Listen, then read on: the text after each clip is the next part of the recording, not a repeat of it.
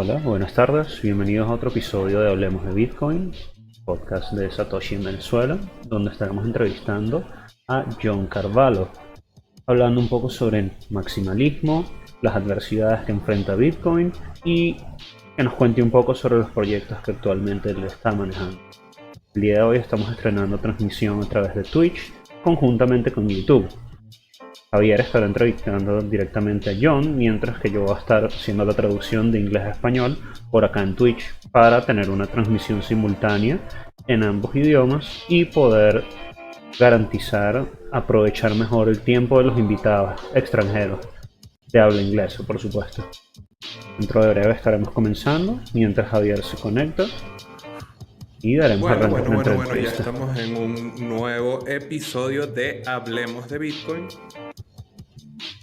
que como saben es un espacio de difusión que trae a ustedes Satoshi en Venezuela para seguir activos descubriendo Bitcoin y bueno, mucho más. Hoy vamos a estar conversando con John Carvalho, quien ya está conectado con nosotros. Vamos a estar hablando sobre algunos temas bastante interesantes y bueno, esta conversación la vamos a tener en inglés. Y recordarles a las personas que nos acompañan que, bueno, vamos a estar transmitiendo por acá en YouTube directamente en inglés y pueden checar la transmisión en Twitch en español. Estamos tratando de aprovechar al máximo el tiempo de los invitados que tenemos angloparlantes, entonces, bueno, para hacerlo de esa manera. Y ahora vamos a tener un mensaje de nuestros patrocinantes, Leden.io, Horol Horol y Satoshi en Bitrefill. Venezuela es patrocinado por Leden, una suite de servicios que te ayudan a ahorrar y ganar más Bitcoin y dólares digitales. Nuestros productos te permiten ganar intereses, pedir créditos en dólares y obtener créditos para comprar más Bitcoin. Nuestras cuentas de ahorro en Bitcoin y dólares USDC, en colaboración con Genesis, ofrecen las mejores tasas de interés en el mercado, trabajando con la institución más establecida y con mayor transparencia de la industria.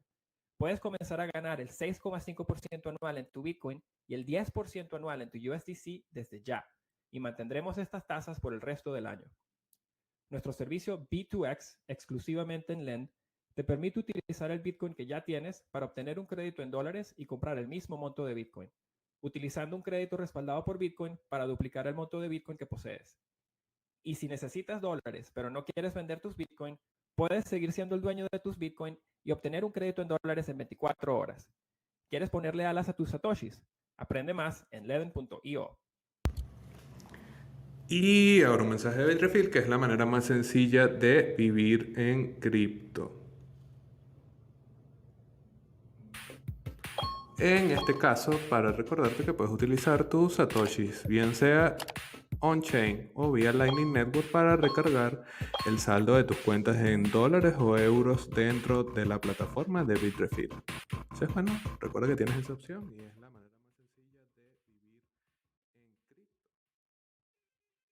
Y finalmente, pero no menos importante, bueno, claro, un mensaje de Horol Horol, que es un mercado de intercambio P2P y también una plataforma de préstamos sin KYC, sin tener que entregar información delicada sobre tu persona, sobre las tendencias que tienes y bueno, donde te puedes descargar de tus bolsas de bolívares. Olvídate de los bolívares, compra satoshis directamente sin KYC en Bitrefill, en Horol Horol, que es sin KYC, sin custodia y totalmente amistosa con el usuario. Y nada, finalmente recordarles que se suscriban al canal, que es donde ocurre la magia actualmente. Bueno, ahora sí, ya como ven está aquí conectado con nosotros John Carvalho, les recuerdo que si quieren seguir la conversación en español, vamos a tener la transmisión en Twitch, aquí les estoy mostrando, en español. Va a estar Raúl Velázquez apoyándonos ahí en la traducción para aprovechar de mejor manera el tiempo con nuestro invitado. Ok, vamos a arrancar ya con la parte en español de la transmisión. Para los que no saben, John trabajó anteriormente en Bitrefill y ahora se está dedicando a proyectos propios, de los cuales nos estará hablando el día de hoy. Vamos a arrancar preguntándole a John un poco sobre quién es él, que nos cuente un poco sobre su vida y que se presente al canal.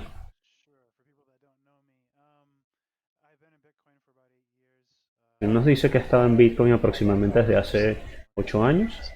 Primordialmente su background es en marketing y en diseño.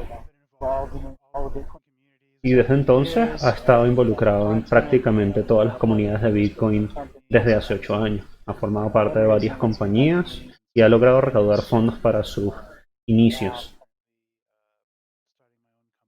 Actualmente John está arrancando su propia compañía y su propio podcast.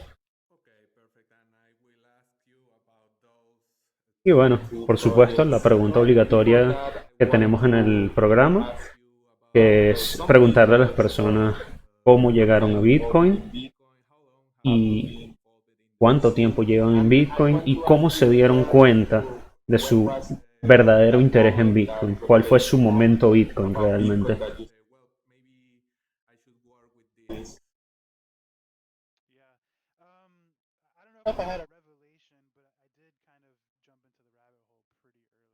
Él nos dice que él no tuvo propiamente una revelación, pero sí tuvo un momento de entrar directamente a la madriguera del conejo. Se enteró de Bitcoin alrededor de la época de Silk Road, antes que fuese clausurado. Se dio cuenta de que esto era utilizado para poder comprar cualquier tipo de cosas, como drogas. Llegó a ver y a tener experiencia con uso de Silk Road, llegó a tener miedo de un poco incluso cuando estaba metiéndose dentro del tema, pero que una vez que logró tener sus primeros Bitcoin, realmente se sintió bastante cómodo. Una vez que entró a las comunidades y conocer más a las personas dentro de las comunidades, se metió hasta en asuntos de trading, pero él dice que realmente nunca tuvo un momento en el que entrara dentro de Bitcoin. Pero como siempre fue fanático de cualquier tipo de productos o posibilidades que le permitiera tener libertad y saltarse ciertas barreras, por eso siempre le llamó la atención Bitcoin desde el inicio. Luego de esta respuesta, Javier nos dice que si existe algo relacionado a Bitcoin o parecido a Bitcoin que John halle tan parecido o tan interesante a Bitcoin. Tal vez algún tipo de ideas políticas, teorías económicas, creencias de ese tipo.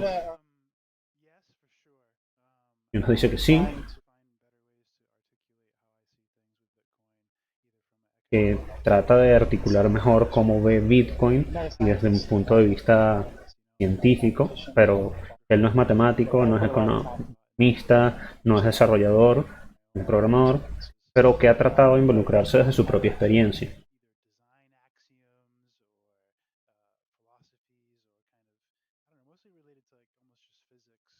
Y que hay muchas cosas relacionadas con Bitcoin que pueden ser aplicadas a Bitcoin en forma abstracta de cada una de esas ciencias.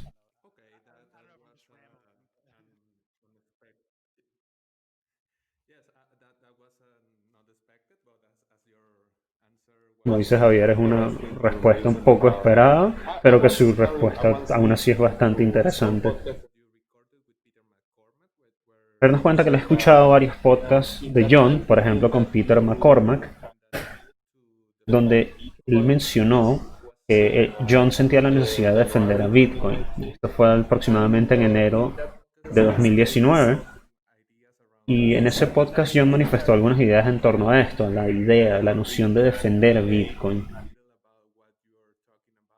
Javier comenta que eso es algo con lo que muchos podemos relacionarnos, debido a que tenemos actualmente controversias, reglas, guerras de todo tipo, en todo lo que tiene que ver con la custodia propia de los bitcoins, las wallets que existen, los mineros y todos esos temas que pueden atraer conflictos de cualquier tipo dentro de la comunidad.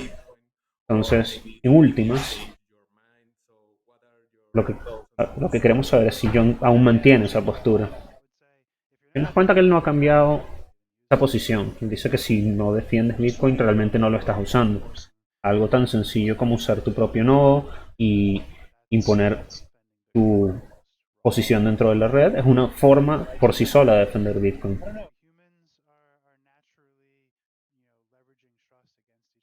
Él nos cuenta que para él los humanos son personas que son propensas a establecer relaciones de confianza y a tratar de manipular las relaciones de confianza entre sí.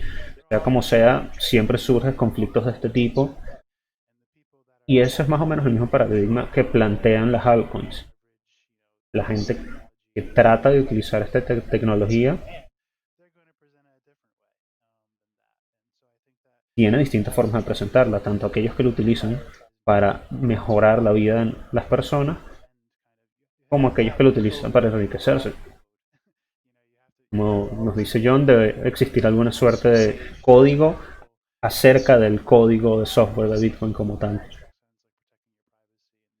para poder así defender a Bitcoin.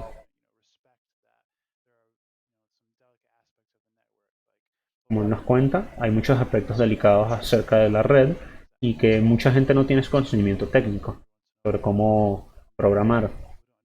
Por tanto, hay gente que no entiende cómo minar, ni nada de lo que tiene que ver con la parte técnica de software, es más propensa a ser susceptible a esos ataques relacionados con Bitcoin.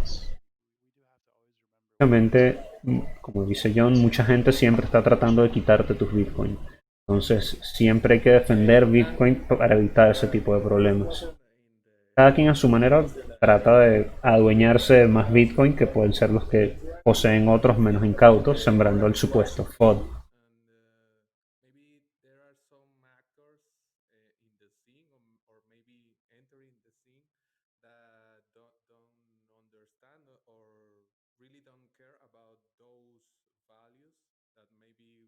Como Javier dice, hay tal vez algunos actores que no le importan estos mismos valores que describe John, y la pregunta se centra en cómo uno puede estar consciente de que vale la pena defender en Bitcoin, porque tal vez hay personas que tratan de empujar sus propias narrativas, por ejemplo en torno al KYC, para que, como si esto fuese necesario para el éxito de Bitcoin.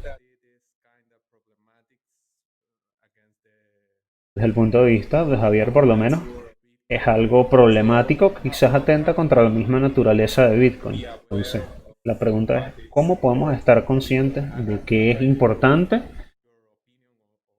¿Y cuál es la opinión de John sobre esto? ¿Por qué esto es importante?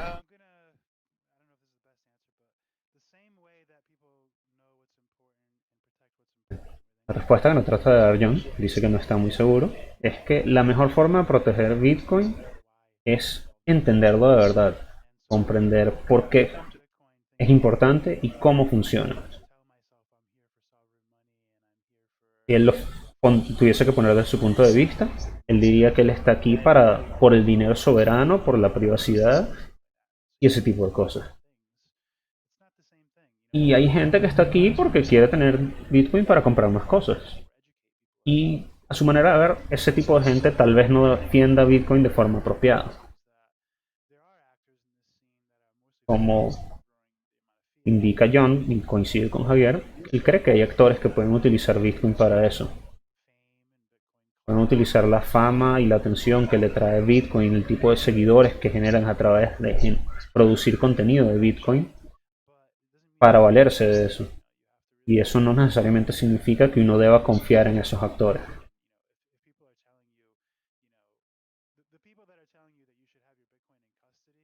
Su manera de ver las cosas, John piensa que la gente que dice que debes tener tus Bitcoin en custodia ajena no son quizás los más indicados para promulgar o defender a Bitcoin realmente. Javier coincide, como también es mi opinión, que si tienes tus Bitcoin en custodia ajena es más una nota de débito contra alguien que tener tus Bitcoin realmente. John dice que no tiene nada de malo, que no es un crimen, no tiene nada de malo, que hay una utilidad en confiar en alguien, pero que si estás confiando tus Bitcoin a alguien más, realmente no son tuyos. Solo tienes la promesa de que alguien te los va a devolver.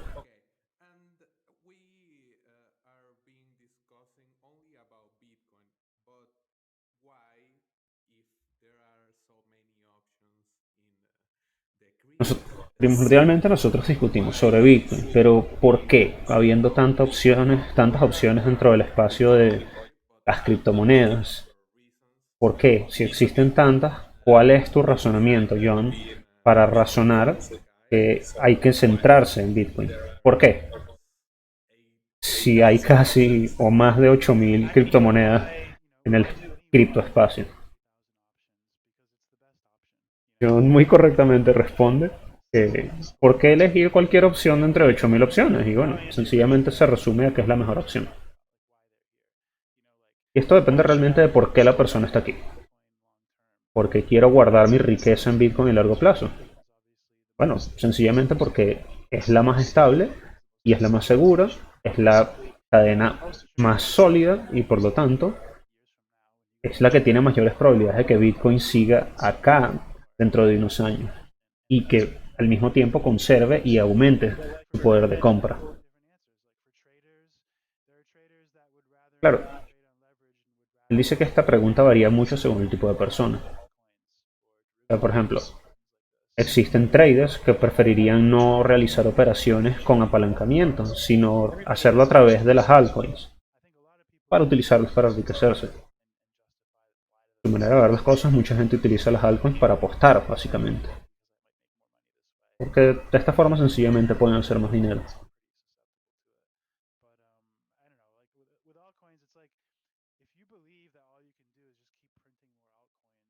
De manera de ver las cosas con las altcoins, si crees que siempre puedes seguir haciendo altcoins y mejores altcoins cada rato, realmente nunca podremos ponernos de acuerdo sobre cuál es el mejor dinero. Por eso hay que recordar que existe cierta eficiencia para hacer las cosas cuando la gente logra acordar un consenso sobre cómo se deben hacer las cosas. Y el tipo de unión, de trabajo en equipo y de sinergia que se puede tener cuando todos se ponen de acuerdo para hacer las cosas de una manera determinada, evidentemente produce mejores resultados.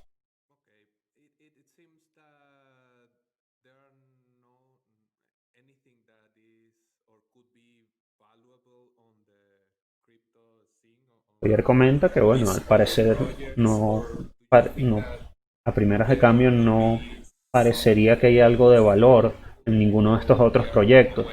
Entonces, la pregunta vuelve a, ¿cree que cree John que existe algún tipo de valor en estos proyectos? Nos dice que hay muchos riesgos y hay muchos tipos de riesgo en los altcoins. Que hay tecnología que puede ser agnóstica de blockchain, en el sentido de que no importa de qué blockchain corra. Y eso puede ser interesante y tal vez valga la pena explorarlo. Como identidad, almacenamiento de identidades o almacenamiento de cualquier tipo descentralizado. Y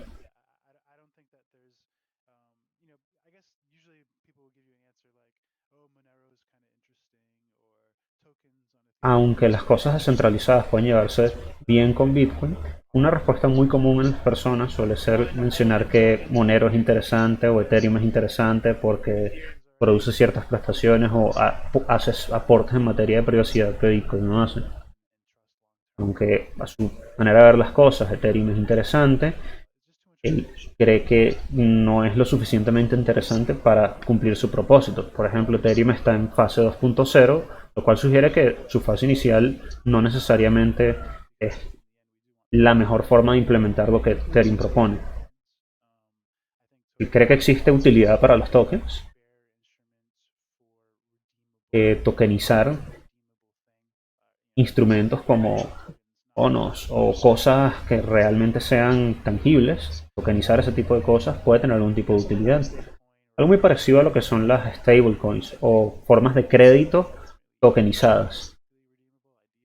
O cualquier cosa que pueda producir un token que sea intercambiable por algo, pero respaldado a través de la confianza en lo que vamos a llamar la blockchain.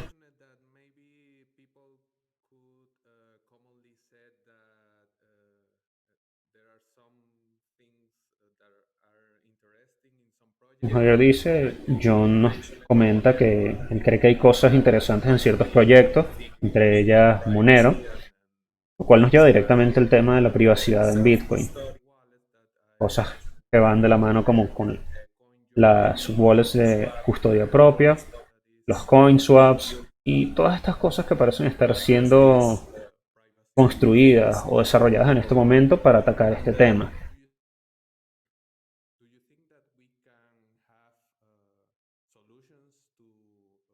La pregunta que si cree que existe alguna solución para este tipo de problemas tan específicos, porque desde su punto de vista Monero tiene muy buen marketing, ya que en apariencia resolvió lo que serían los problemas que Bitcoin pueden tener en materia de privacidad por ser una cadena abierta y sin fronteras, debido a que ellos se enfocan netamente en privacidad,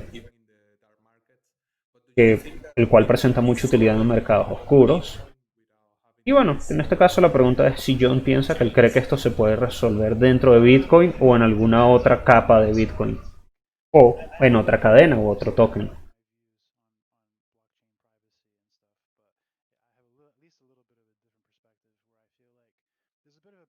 Dice que él tiene una visión un poco particular en torno a la privacidad. Dice que hay una suerte de paradoja entre tener tokens que no puedan ser rastreados, que no puedan ser manchados, porque Bitcoin está creado para que pueda ser rastreado todo y para que pueda existir cierto margen de trazabilidad. Es muy difícil mantener eso añadiendo la posibilidad de que sea totalmente privado con lo que tenemos hoy en día.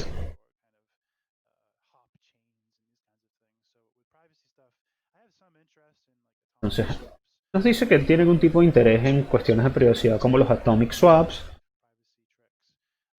y demás cosas que puedan añadir o sumar mayor privacidad.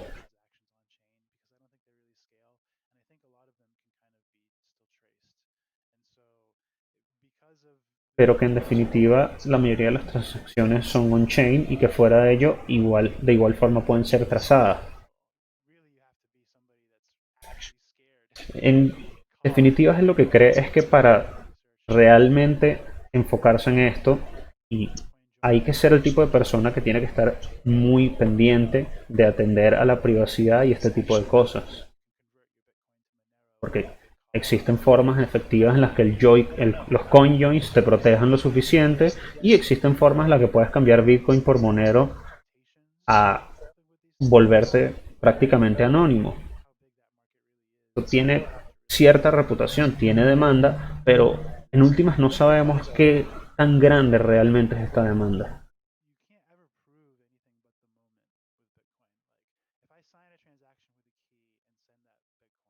Además, él complementa esto diciendo que uno realmente no puede probar nada en Bitcoin salvo en su momento. Que si tú firmas una transacción con unas ciertas llaves, sabes que efectivamente se firmó cierta transacción con esas llaves, pero que realmente no sabes quién tiene esas llaves en ese momento. Porque cualquier persona puede hacer la transacción de alguna forma, pero por diversas formas que tienes de hacer una transacción, pero que no sabes realmente quién hizo esa transacción o quién posee las llaves. Sí, que se pueden dibujar muchas coincidencias y presunciones en torno a lo que es el análisis de blockchain de parte de compañías como Chainalysis, pero que posiblemente con el paso del tiempo sea más fácil, de manera de verlo sería como sacudirte las ataduras de tus Bitcoin, pero que en sí, el ser totalmente anónimo realmente no tiene mucha utilidad salvo que de verdad quieras esconderte de todo el mundo. Lo que podemos ver en los próximos 2 años, en los próximos años, sería más bien formas de medir la confianza. Cómo se mide la confianza, en quién se establece confianza, cómo se coordina la confianza entre distintos pares a través de Internet. Él cree que eso va a ser más importante que todos los temas de privacidad que acabamos de comentar.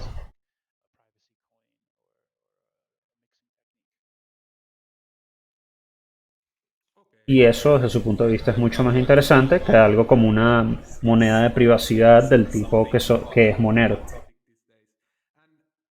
El comenta dice que bueno, tenía que hacer esta pregunta porque es un tema muy en boga en este momento.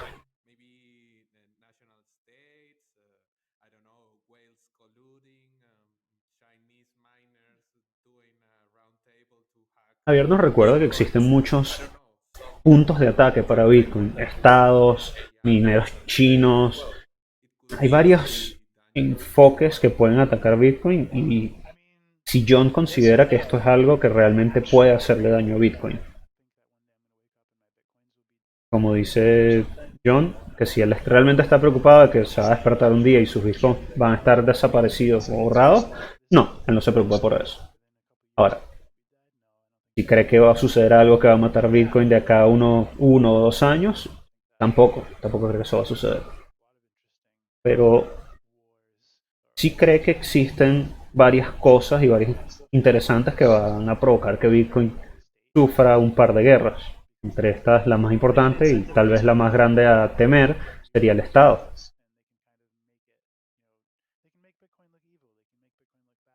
Porque es muy fácil hacer ver a Bitcoin como algo malo, como algo malvado. Y este tipo de cosas son construidas desde el punto de vista social. Entonces, si se desarrolla un problema desde el punto de vista social, es más difícil que se produzca adopción de la tecnología. Entonces, lo que se puede producir en ese caso es un consenso social sobre que no conviene adoptar Bitcoin. Por eso es que él se preocupa de que los estados desarrollen mucha regulación en materia de KYC. Entonces, él considera que las personas que piden más regulación probablemente se van a arrepentir un poco de eso. Porque el Estado realmente no puede regular a Bitcoin, sino que puede regular a las personas y sus comportamientos, pero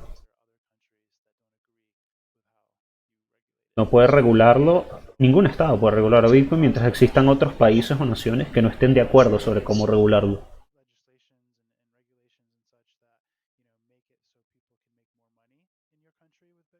Entonces, aquí él hace un ejemplo muy pertinente para Venezuela, que es que si existe una nación que realiza regulaciones o produce legislación tendente a producir de más dinero con Bitcoin, probablemente le va bien.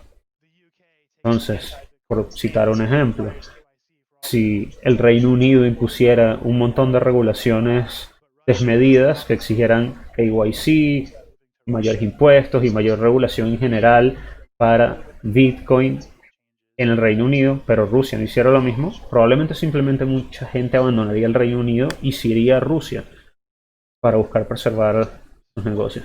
Esas son más o menos sus ideas en torno a este tema.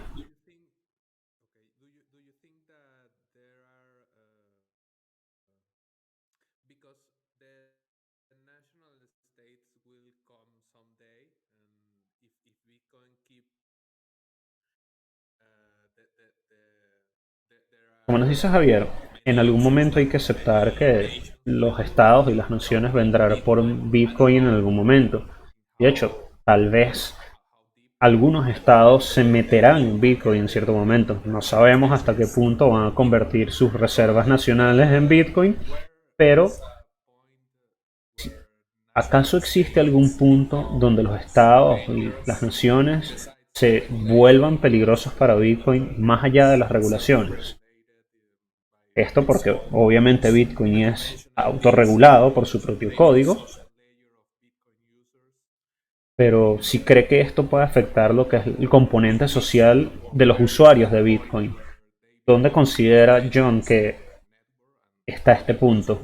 Que el Estado se vuelve peligroso para la red y para los usuarios. John nos dice que los Estados realmente son quienes tienen todas las opciones, porque como tienen poder legal, son quienes pueden manifestar mayor violencia y mayor autoridad en el mundo. Entonces, tienen demasiadas opciones sobre cómo afectar a Bitcoin. Son quienes tienen más poder. Dice que, como ejemplo, China probablemente sería el más grande.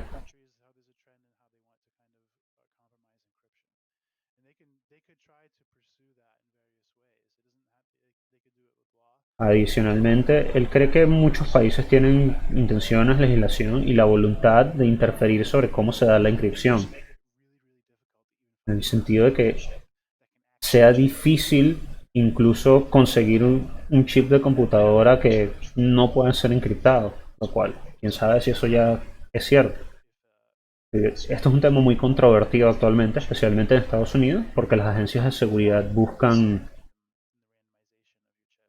evitar la encriptación por parte de las compañías y los fabricantes en estas tecnologías. Adicionalmente a eso, él cree que existen, bueno, pueden haber ataques físicos como tal hacia los usuarios, hasta ataques políticos, pero si él tuviese que predecir algo, él cree que estos ataques vendrán de este a oeste, siendo el este como desde China, Rusia, la India, hasta que luego se vaya propagando hacia el mundo occidental.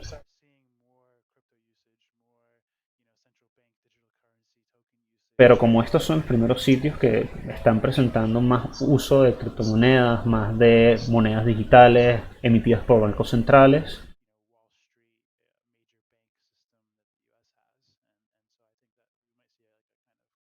y por carecer precisamente de lo que es Wall Street y el sistema financiero que Estados Unidos tiene, son más propensos a presentar desarrollo y amenazas en estos campos. Aquí se nos perdió Javier un segundo y creo que sí, nos quedamos con John solamente. No tengo transmisión directa con John como para continuar, pero elaborando sobre las mismas ideas, creo que bueno, John está muy claro sobre cuál es el panorama actual de cómo los estados atentan contra la encriptación a nivel privado, desde compañías como Apple, como Google, a lo que es Bitcoin, que es lo que a nosotros nos incumbe. Pero esto es algo que se da en muchísimos niveles a nivel tecnológico actualmente y es una discusión muy de moda. Ahí ya tenemos a Javier de vuelta. John dice que está hablando demasiado, que mejor pasemos a otra pregunta. Javier nos pregunta que ¿por qué cree que es importante estar consciente de los peligros que representan los estados y las naciones y este tipo de puntos de ataques? Que si él cree que es parte de algún tipo de pensamiento del adversario. Él dice que él cree que es importante porque realmente no hay nada que uno pueda hacer para detenerlo. Importante porque,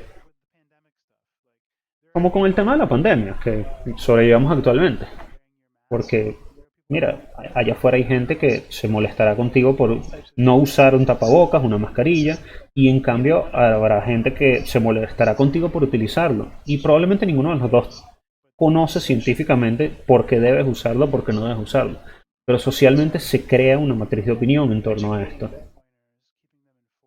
Entonces, para él lo importante es educar a los bitcoiners, mantenerlos informados, que conozcan el código en este caso, por qué el maximalismo es importante, que corran sus propios nodos, entender lo suficiente y desarrollar un ecosistema, un entorno en el cual se pueda racionalizar por qué es importante prevenir la intervención estatal.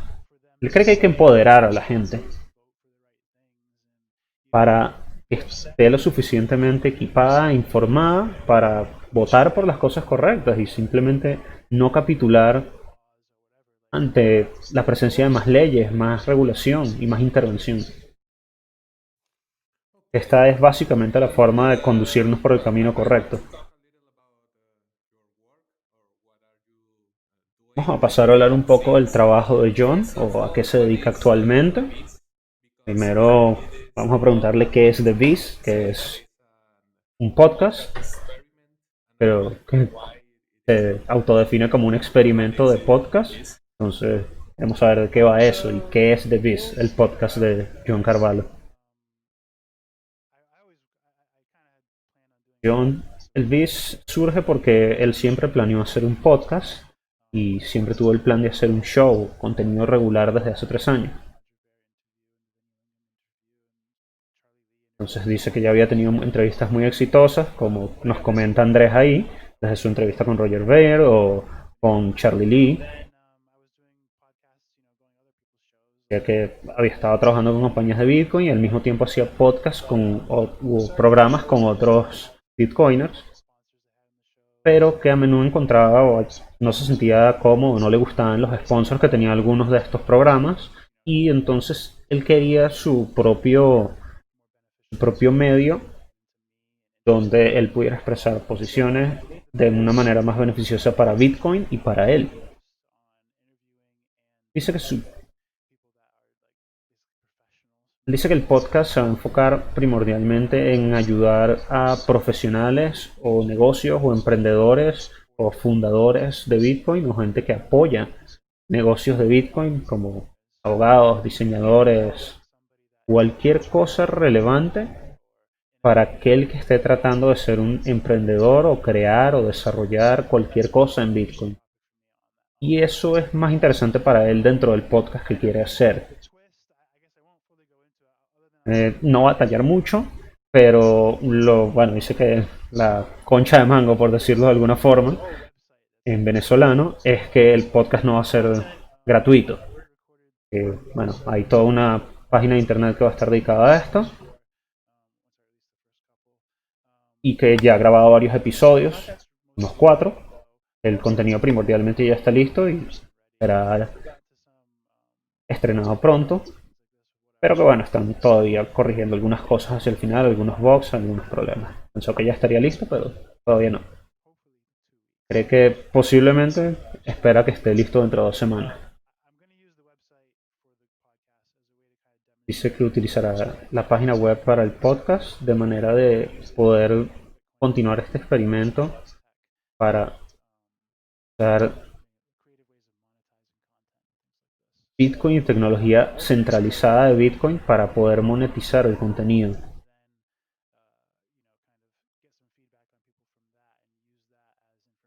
Y que una vez tenga algún tipo de retroalimentación, de feedback de la gente para eso, lo podrá utilizar para ese mismo proyecto y otros proyectos de Bitcoin.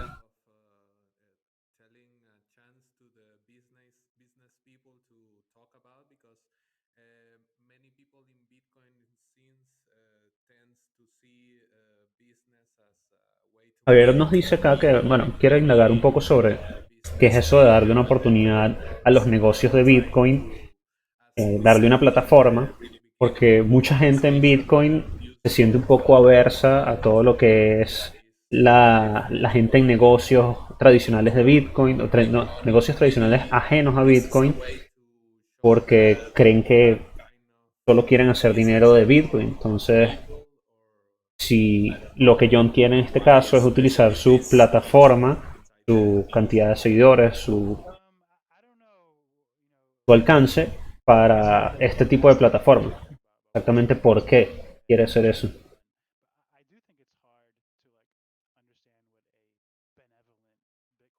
Dice que es un poco complicado entender que es un negocio benevolente de Bitcoin.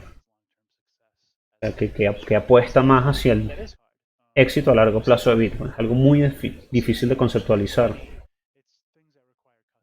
Porque usualmente la mayoría de los negocios que hacen dinero de Bitcoin requieren algún tipo de custodia. Y una de las cosas que él quiere demostrar con este podcast de negocios en Bitcoin, de la cual quiere ser un modelo a seguir, es que sí se puede hacer negocios, sí se pueden hacer productos centrados en Bitcoin sin tener que involucrar shitcoins, sin tener que involucrar custodia de las monedas de las personas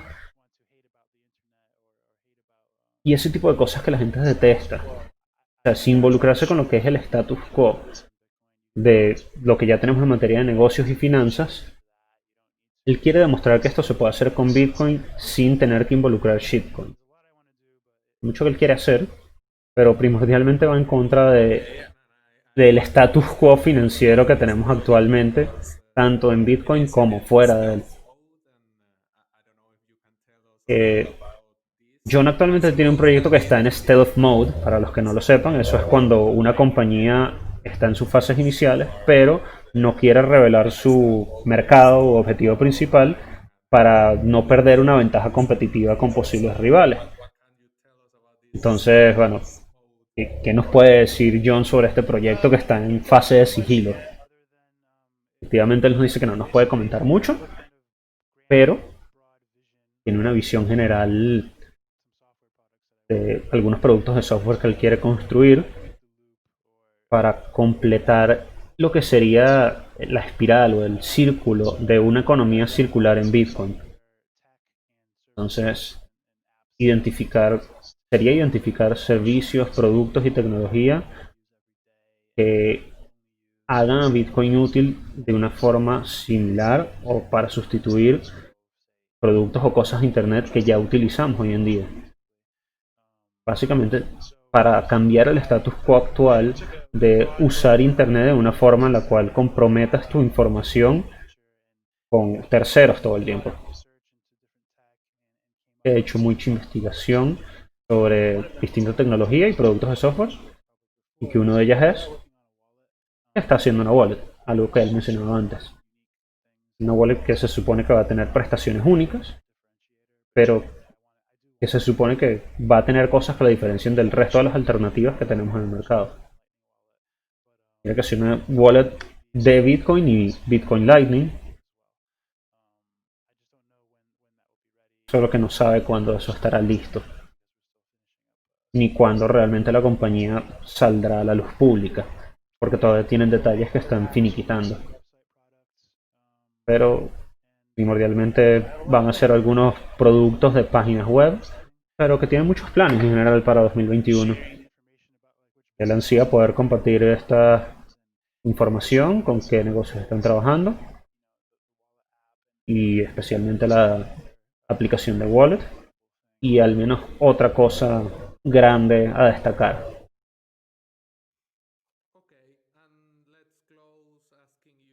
Ya vamos casi a cerrar. Entonces, Javier pregunta acá que cuáles son las mejoras técnicas que más le interesan o que serían más interesantes, más chéveres de tener en Bitcoin. Si puede ser algo en Bitcoin Core, tal vez. Yo nos dice que tal vez no le gustaría que haya muchos cambios en Bitcoin Core, tal vez Taproot, porque es algo muy comentado ahorita. Dice que él solo quiere que las cosas estén seguras y que funcionen, que no se rompan, porque como él no es programador ni un desarrollador, él no quiere preocuparse, sino quiere creer que se están tomando las decisiones adecuadas sin tener que pelear con más nadie. Él no quiere pelear con la gente de Bitcoin Core. No quiere, para nada quiere pelear con Barry Silver ni ninguna de esa gente. En síntesis, no quiere tener conflictos con este tipo de cosas solo porque no quieren hacer Bitcoin Core de alguna forma especial. Siempre y cuando sea más optimizado y las transacciones sean más pequeñas, más optimizadas, él cree que eso es suficiente. Y por supuesto que exista desarrollo en Lightning. El resto, en materia de tecnología, no le interesan esas cosas como drive chain y cualquier cantidad de cosas que la gente comenta actualmente.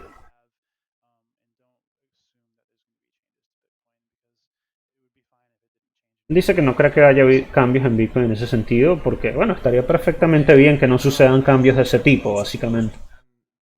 A ver si vamos a cerrar con la pregunta de qué piensa él que le depara el futuro a Bitcoin, debido a que tenemos muchas discusiones sobre wallets custodiales y tal vez los mineros podrían manchar alguna de las transacciones para hacerlas más fácil, ser menos diligentes en cuanto a cumplimiento en materia regulatoria. Y bueno, ¿qué piensa él que será Bitcoin de acá a 3 halvings? O sea, 12 años, lo cual es bastante. Si cree que tendremos este Bitcoin o un Bitcoin corporativo o un Bitcoin de gobiernos. Él dice que bueno, 3 halvings está bastante bueno, pero eso es mucho. Dice que esa cantidad de tiempo,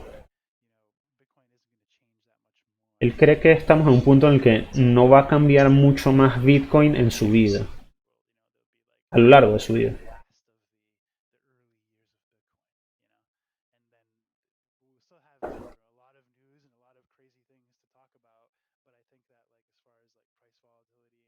Dice que en materia de volatilidad de precios, de adopción y reacciones estúpidas del gobierno y hackeos, dice que no cree que habrá nada como los primeros 20 años. Que, claro, estos 12 años tal vez ya podrían ser la etapa de conclusión de la fase inicial de Bitcoin.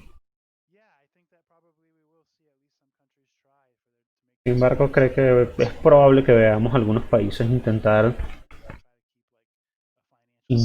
de mantener un sistema financiero de Bitcoin, de establecer ese tipo de regulaciones y que tal vez veamos a mucha gente acceder a eso. Pero lo que él cree que realmente sucederá, bueno, más bien que a su manera de ver cualquier halving trae más o menos las mismas cosas, solo que parece que crecieran estas controversias relacionadas con el gobierno, relacionadas con todo lo que trae consigo un halving, todo ese tipo de controversias, de discusiones que se han suscitado en los que hemos tenido hasta ahora. Entonces, en materia de encripción de los estados, regulación, él cree que quienes abogan por eso tal vez no están conscientes que existe un contrapeso a eso. Hay que rendir algo. Entonces, tal vez veamos casos donde alguien que tiene mucho Bitcoin termina siendo asesinado porque se supo que tenía mucho Bitcoin gracias al gobierno. Entonces, es eso. Hay concesiones que hacer cuando el gobierno entra a Bitcoin. Y es eso, hay un precio que hay que pagar, hay alguna concesión, hay algo que ceder ante ese panorama regulatorio que muchos plantean. ¿Cree que los gobiernos teniendo Bitcoin, minando Bitcoin y hacer regulaciones muy creativas relacionadas con Bitcoin y otros activos digitales, él no piensa que solo tenga que ver con Bitcoin, cambian un poco la forma de hacer las cosas? Y tal vez cambien todo lo que tiene que ver con gift cards, tarjetas de crédito prepagadas, tarjetas de débito, llaves, encriptación, perdón.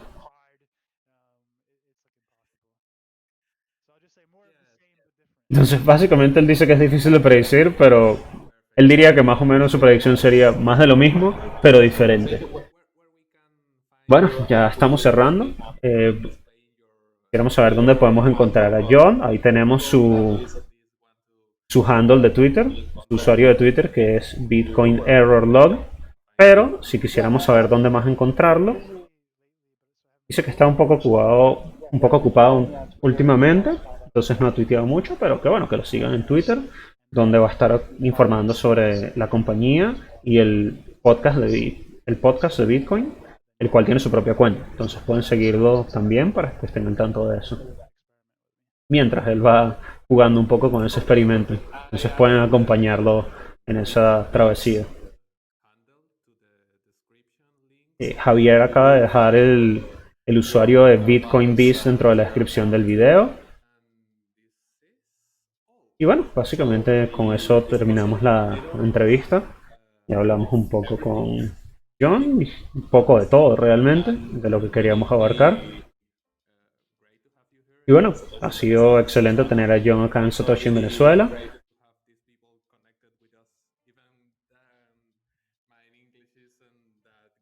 Y bueno, aquí Javier disculpándose un poco por su inglés, pero en general estamos muy agradecidos con John por venir al podcast.